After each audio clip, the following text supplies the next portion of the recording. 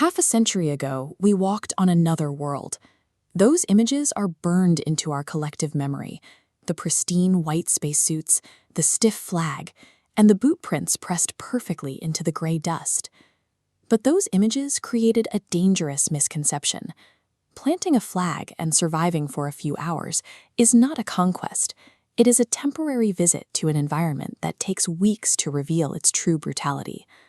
Artemis transitions from that short visit to a permanent stay.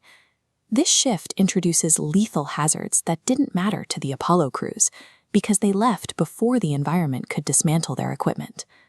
Modern ambitions require a total leap in logistics.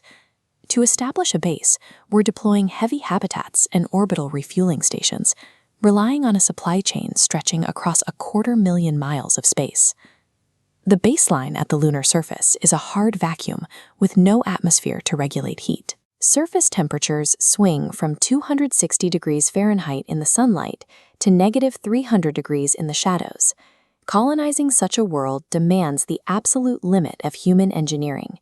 We are betting our finite wealth and intellect on the idea that we can survive on a rock that is actively trying to kill us. The technical cost begins with the landers themselves.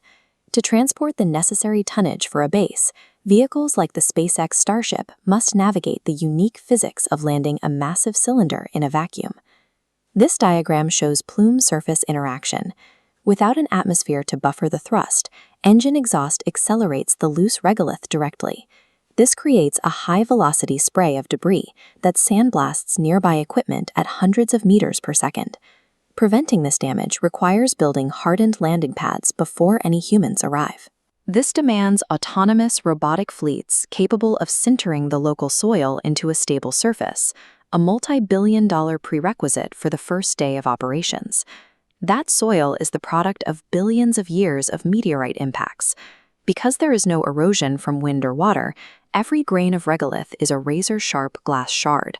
These particles are electrostatically charged and highly adhesive.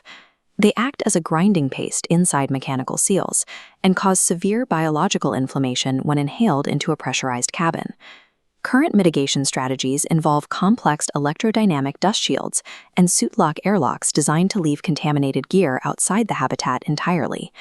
These are expensive solutions for a problem that simply doesn't exist on Earth.